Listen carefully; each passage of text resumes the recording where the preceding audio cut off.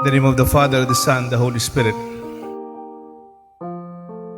Kanita pong joke pa kayong eskwela. Ati kong screensaver kaya nga na akong computer, makabit. You are so blessed to be stressed. Pwede yung pasabihin tap? Pwede yung pasibaywan? You are so blessed to be stressed. We can be blessed in the midst of our stress and find joy and grace. Kikatampong ebanghelyo ngayon eh. Akita siguro ing stress kimbieta. Parati tang mimisip, mapagal, unin kay matatutuliro kay malyari. Stress became integral part of life. Na? It's natural to feel overwhelmed. Tang lagpus pa kay katamo, burdened by these stressors. And what we see, stress is a blessing rather than a curse. Kasi ang sabihan ng Kristo, mapalad na kayo, nga na, ikayong pakakalulo. Ba? Kapilan pa maging mapalad yung pakakalulo. Palad na kayo, ikayong danupan. Nga ba? Kapilan pa maging mapalad na rin danupan. Mapalad na kayo, potang panganyaya da kayo, panyiran da kayo, paglibakan da kayo, paulin ng lagyo ko. Kapilan pa ito, milyari. Siguro, Kristo magsalitaya king sarili ng karanasan. Ako maniwala ko Kristo man theoretical o hypothetical o bookish. Maniwala ko Jesus po ta magsalitaya iba't king kayang karanasan. Halimbawa, potang sabiano rin pakakalulo, detang danupan, detang tatangis, detang pikasaman da rin aluwan taong paglibakan. Palagi ko, karanasan ni kabilyana ini. Manuwala ko, Jesus, kaluluya mo. Bakit? Itatang na, kalpintero eh. Eneman mo general, eneman mo negosyante, eneman mo hari, tata na. Iyos eh. Kalpintero.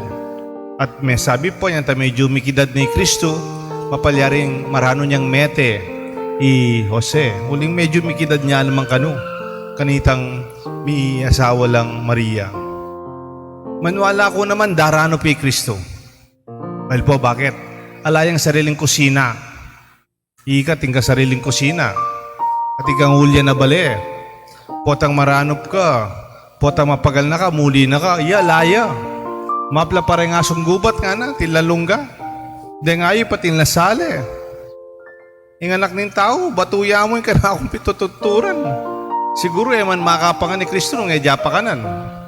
Makipangan niya mo. Nung edya kumbiran, alayang tuturan. At balo ng balo itang masakit. Potang paglibakan da ka, teda ka tatanggapan. Karanasan ini, tsukeng ebanghelyo ini. Minuli yan Nazaret, depeni wala, nuling anak yang kalpintero. Ining ebanghelyo tamong pong ini, Kristo, ingamanwani sarili na. Pero ausan ni sarili na mapalad. Mapalad kayo, ikaw yung pakakalulo. Uling kalupad na kayo, kaluluko naman. Mapalad na kayo, ikaw yung daranop. Uling kalupad na kayo, dadanop ko naman. Kembye ko. At mapalad kayo, ikaw yung paglibakan da, datatanggapan, panyiran da. Kalupad na kayo, aranasan ko naman yan. By shifting our perspective and embracing the challenges, we can transform stress into an opportunity for growth. Even resiliency, agyumong lagpusan ing nanumang daralan mo, and self-improvement, karanasan mo, lalo kang maging mas matenakan, lalo kang maging mas matibe. Kesa kitang sasalikutan mo yung tunay problema, o itang imo harapan ng kasakitan. There's transformative power of perspective. Maragula bagay nung makananilawe mo, ing meto nga problema. Our mindset plays a crucial role in persevering on perceiving and responding to stress. By adopting a positive perspective, parating dapat tang mayip yung akagin, we can turn stressful situation into opportunities for personal development, even for the advantage of our community. Instead of seeing stress as a burden, ay kabayat ka problema ko. Sumuko na ako. Makanyang taramdam mo ka rin anak ngayon, kala susuko. Consider it a blessing pushing you outside your comfort zone encouraging growth and personal transformation. Ganda ko ang halimbawa na yun. Kung ating metong babasan, lugar ya keng Portugal. Ilagyo na Nazareth. Malam Nazareth, muya menibat Kristo, Nazareth. Beach siya po ini, lele ang dagat. Unang keng lalam ng dagat ating canyons, malam itang Grand Canyons, malalam niya pa keng canyons. Anya po yung alon, anang pangatas. They have very high waves. Mas matas pa kayong pisamban. More than 10 feet na, more than 100 feet na yung kahi. Mga atas po yung alon. Anyara yung manasan, magkasakit lang manasan. Mga tuwag lang karelang bangka, magkasakit lang manintunan, ang pong kabiyayan. Nya kaluluya mo pwedeng Nazarene, lugar king Portugal. Uling masyadong wild ing halon. O ini pa po, mo manapanagkat mag-swimming. Ka man pwedeng mag-swimming kaya nung kabiyasa, nung ka-professional. Ay, laklaka na kanin dagat. Kakalungkot de pureng mga ragula waves, giant waves. Pero bali po, tingmenok nangang ka rin. Ing lagyon na Garrett McNaman. American, taga Hawaii po. Pegaralan ita mga ragula alun. Po. At inisip na nuka rin delikado. Pero bali po, nanggawa na nining renowned American professional big wave surfer champion ni Garrett McNamara.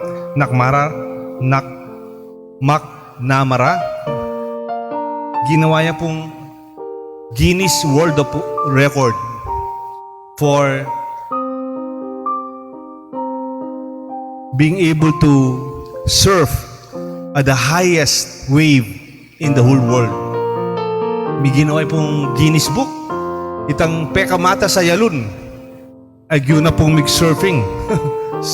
Kita pong record na 78 feet. Katasan nita, 78 feet. At uli na nita, sinika siya lugar ini. Ngayon tourist spot na eh.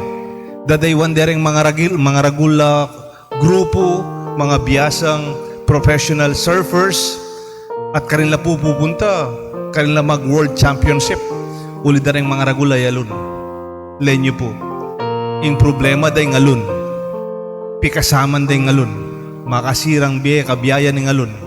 Pero ngeni, uling the same ngalun. Naman napalitan ito, uling mga lalamin dagat because of the Grand Canyon. Talaga pong mga atas yung alun. Ginamit da para yung paralan, pwede da panakitan. May ganyan tourist spot ngeni. At karas kayong international big wave competition when it comes to surfing. Ini pong lugar king Portugal, Piara de Norte, Nazareth, Portugal. Iyang dadaywan daw. Siguro makanyan mo naman kimbiyeta mo. Neng kay iwasan mo yang panibatan ning sikanan mo. Maging grasya kimbiya mo. Even your poverty, your hunger, your experience of rejection, and even illness, embracing stress allows us to cultivate resilience, the ability to bounce back from adversity and cope with life's challenges. We can learn from our stress. Pwede tang mabiyasa. Potang keng katamong karanasan. Potang ting sasabi kaya Sir, kasakit timbye. Ma'am, kasakit timbye. Ay loko, delanan ko na yan.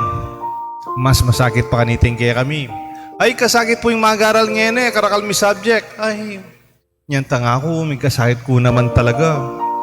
When you see viewing stress as an opportunity to learn and develop resilience, it enables you to extract wisdom from challenging experiences, helping us to avoid similar pitfalls in the future. Our experiences with various stresses and situations allow us to grow and gain insight from a hindsight. Potang lebasan mo la, balikdan mo, agyo ko pala, kasikan ko pala, alagpusan ko ini. Kaya bene keng kang belwan at biye. At katataw yan, choosing to be grateful. Ang pang masakting biye, mabayat, kalulu, darano. Pero potang magpasalamat ka pa rin. It is a vital aspect of embracing stress as a blessing by practicing gratitude. Turuyo po rin anak yung magpasalamat. Ang nanumong tanggapan da, magpasalamat ka pa Kenny. Di na yan anak ang tinape, bapa mo, pasalamat ka pa, pasalamat ka. Nengkay kasi kabuta na makinabang, ta naman pasalamat. Kabuta na tatanggap, taman babaligdan, nuwad may nibatan. Kabuta na magtamasa, pero mo kikilalanan. Kaya ko na masabihan, baka karapatan ko yun, biyede ka na ako, anak da ako. Wadi po karang anak yun, atin lang anak ausandang, atin lang sense of entitlement. Dapat mo, biyeda ka na ako, papag-aral da ako, denda akong bakal, denda ako pamasay. Pero ang ating kang anak, kaibat na hindi nin allowance, sabihan na, thank you tita, thank you ma, thank you tatang. Makswelo siguro yung mami eh. Kaya naman pautang alubke ka.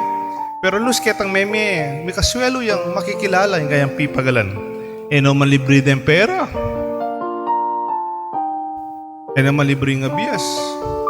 Naman libre ng ulam. Nagyan pa nga tsuka kayong scholarship, pati niya pa rin babayaran yung pengari mo.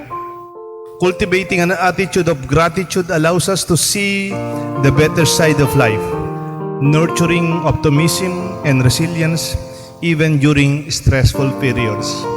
Ulimbalo po yung taong mapagpasalamat, tao yung maging masaya. Only the grateful will be joyful. Kasi pwedeng ikayong peka makwal, taketi sapang bato. Nung ina ka man mapagpasalamat, palagi ako, ka naman maging masaya.